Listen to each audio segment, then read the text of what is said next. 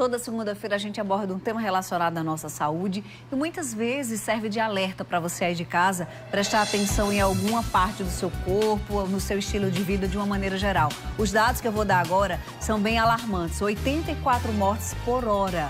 829 óbitos por dia e mais de 302 mil óbitos no ano de 2017. Esses são os números das doenças cardiovasculares aqui no nosso país. E nesses dados entram o infarto, hipertensão, AVC, que tem como principal fator de risco a hipertensão arterial, a conhecida pressão alta, né, popularmente conhecida. E aí afeta pelo menos 1 a cada 4 adultos no nosso país, segundo dados do Ministério da Saúde. Então nós convidamos o cardiologista, Dr. Ítalo Kumamoto, para nos ajudar a entender o que é que acontece no nosso corpo quando a pressão arterial aumenta. Bom dia, doutor Ítalo. Bom dia, Fernandinha. Prazer estar aqui com você. Prazer nosso. Estávamos com saudades do senhor. Com certeza. A gente conhece popularmente como pressão alta, mas muita gente não sabe o que é que acontece dentro do nosso corpo. A gente começa o nosso papo mostrando, inclusive, uma imagem para nos ajudar a entender melhor a hipertensão. Explica pra gente o que é que acontece quando a nossa pressão está alta, doutor Ítalo. O que você está vendo aí no vaso, isso é um vaso normal.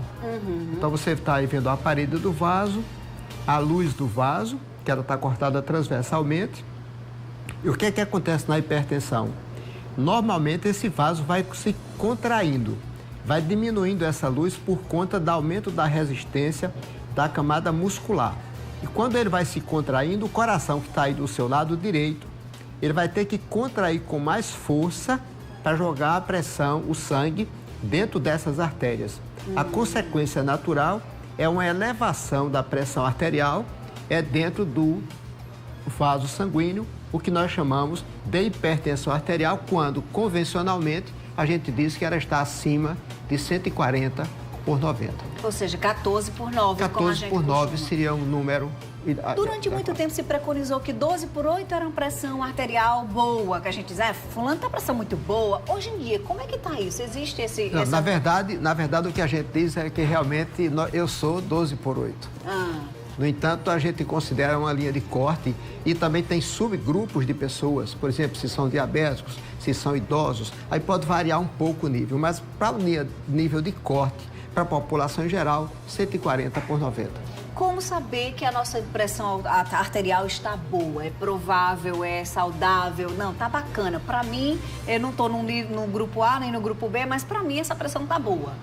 Muito bem, isso é muito importante porque a hipertensão ocorre, como você mostrou, em 1 em cada 4 brasileiros, e alguns já chegamos a dizer que tem 30% de brasileiros hipertensos adultos. E 50% desses hipertensos não sabem. Por que não sabem? Porque são assintomáticos. Não sentem nada, não procuram médico, não faz nenhum controle. Então são indivíduos assintomáticos, estão com uma bomba relógio dentro do seu corpo e não sabem. E como saber? Procurar o médico, aí isso não é uma obrigação apenas do cardiologista, Fernanda. Qualquer médico, seja pediatra, seja ginecologista, seja obstetra, seja dermatólogo, ele tem que tirar a pressão arterial nos postos de saúde e procurar saber pelo menos 1 vez, 2 vezes por ano quanto está o seu nível de pressão. Evidentemente que existem grupos que precisam de mais cuidado. E aqui eu chamo a atenção para um grupo especial. O grupo de jovens obesos. Entendi. Esse é um grupo de altíssimo risco, porque seguramente eles estão no caminho de uma hipertensão arterial importante e as consequências naturais da hipertensão, que são as complicações. Olha aí, a gente mostrou uma arte para você entender, né? Pressão normal, limítrofe também. Na hora de... O sinal vermelho ali é alerta. Tem que procurar o médico, né, doutor Ítalo? Exatamente. 140, como o doutor Ítalo falou ali. A Marinete, lá de Queimadas, doutor Ítalo, mandou uma dúvida pra gente. E eu acho pertinente porque o senhor falou que para muita gente a pressão arterial alta é assintomática. Mas tem outras pessoas que têm sintomas que ficam na dúvida, tá relacionado à pressão alta ou não tá. Por exemplo, ela disse que a mãe dela, quando tá com a pressão alta, fica com muito sono. Ela quer saber se isso é normal. É normal. Pressão alta dá uma vasoconstricção cerebral. Isso pode reduzir o fluxo sanguíneo cerebral. E quando reduz o fluxo, a quantidade de sangue que vai para o cérebro, a consequência pode ser uma sonolência, assim como também pode ser uma distensão dos vasos do cérebro e, consequentemente, as pessoas principalmente acordam com dor de cabeça. Dor de cabeça pela manhã pode ser um sinal de hipertensão arterial. Outra telespectadora compartilha que a mãe dela tem pressão alta e hoje ela amanheceu, inclusive, tonta, com náusea, né? Inclusive com vômitos. E ela diz que não tem aquele aparelho de verificar a pressão em casa. O que fazer? Procurar o posto de saúde, isso é uma obrigação do seu município, ter um posto de saúde que tenha pelo menos um aparelho de pressão aferido, controlado, de boa qualidade, para que ele possa tirar. Agora, não fique contente em apenas uma tomada de pressão. Tome 2, 3 tomadas de pressão para que realmente você possa ter certeza que tem ou não hipertensão arterial. Tem um intervalo de tempo, doutor Ítalo, para fazer entre um e outro? Fernandinha, há todo vamos dizer assim, um ritual, protocolo para que a gente tire uma pressão arterial de um indivíduo.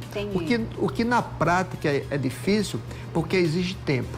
Mas o ideal seria que a pessoa chegasse no consultório ou no posto de saúde, ficasse numa salinha em repouso, tranquilo, durante 5 ou 10 minutos, sem a presença do médico, porque o médico ou o enfermeiro pode induzir uma pressão alta, o que nós chamamos de hipertensão de jaleco branco.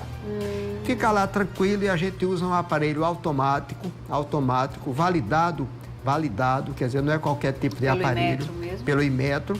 E você tira ali a pressão a cada 10 minutos, tira 5, 6 pressões e você tem ali uma média correta de se você realmente é hipertenso e qual é o nível correto de sua pressão arterial. Entendi. A Laura partilha, você falou de sintomas de dor de cabeça pela manhã e ela diz que ela sente dor de cabeça, né?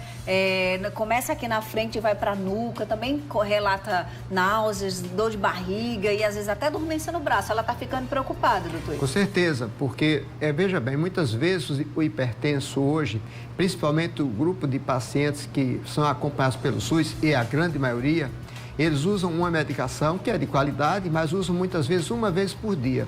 Tomam uma medicação apenas no café da manhã. Ora, o medicamento que tem um efeito de 6 horas, o que acontece?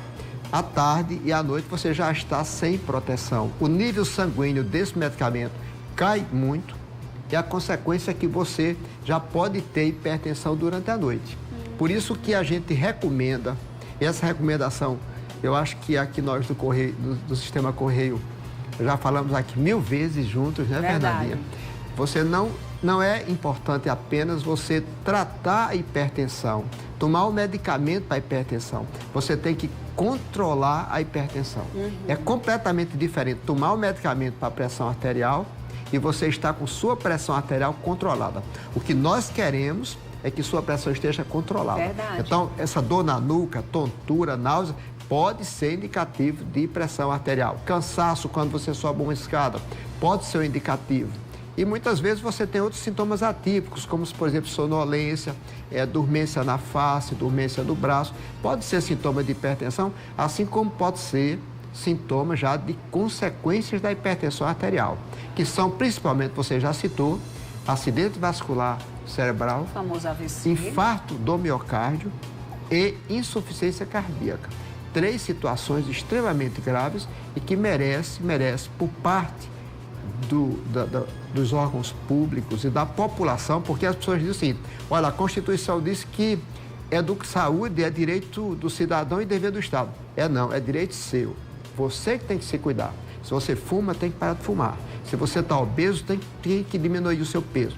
Se você come muito sal, excesso de abuso de alimentação, você tem que ter uma alimentação saudável. Vamos acabar com essa história que o governo vai resolver tudo. Quem tem que cuidar da sua saúde é você. E isso passa muito pelas práticas saudáveis, né? Daqui a pouco a gente vai falar sobre ela. O senhor falou sobre medicação e a Maria José já tem uma dúvida sobre isso. Ela disse que tem pressão arterial alta e ela quer saber se tem que tomar o remédio para o resto da vida e se tem que ser no mesmo horário. Porque ela disse que às vezes esquece, aí toma só depois, já passou 3 horas do que ela estava tomando antes. Ela está querendo saber se isso é ruim. Olha, mas é muito bem, essa pergunta é muito boa. Vai depender muito do seu perfil. Por exemplo, se você é uma pessoa jovem e está obesa, evidentemente que se você controlar a sua pressão, fizer um exercício correto, adequado, 30 minutos por dia, 5 dias por semana, e tiver uma alimentação saudável, a gente pode fazer com que a sua pressão volte ao normal. Ou seja, obesidade leva à hipertensão. Se eu reduzo o peso, eu posso controlar a pressão. Agora, se o indivíduo já tem mais de 40, 45 anos, é hipertenso, normalmente essa hipertensão é dita essencial, ou seja, Em 90% dos casos não tem uma causa detectável e tratável e, consequentemente, você vai ter que tomar medicamento pelo resto da vida. Crise de nervosismo, doutor Ítalo. Ela quer saber se a pressão pode subir por conta do nervoso, do estresse. Ela está tomando até um remédio, né, para a hipertensão. O Richard, na verdade, é o Richard lá de Bahia que faz essa pergunta. Olha, Richard, no mundo de transitoriedade e de superficialidade, onde você vale pelo que você faz todo dia, é meta, é correr para poder cumprir seu trabalho, seu dever, 2 empregos, não consegue dormir direito, evidentemente que o nível de estresse é um fator de risco para a hipertensão. A gente recomenda que você todos procurem fazer um pouquinho de yoga, de relaxamento, até de prece, de oração, para que a gente possa ter o espírito mais tranquilo e, consequentemente, ajudar a controlar a pressão arterial.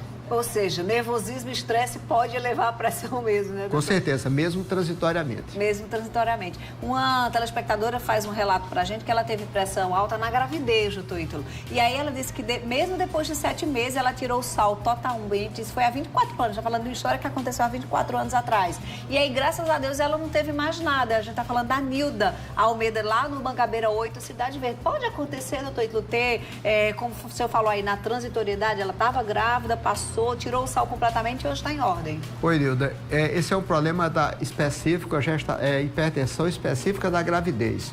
Então, muitas vezes, essa situação ocorre por conta das alterações funcionais e fisiológicas do período da gestação, da gravidez. Então, muitas vezes, depois que você ganha o neném, você consegue perder peso, você volta a fazer exercício. Muitas vezes, na maioria das vezes, a gente controla a pressão e volta a ser normal, mesmo sem uso de medicação. Muito bom. A Nilda lá de Caaporã, obrigada pelo elogio, ela disse que é fã do Mulher Demais. Ela gostaria de saber por que tem tanta dor de cabeça quando a pressão geralmente está 14/9.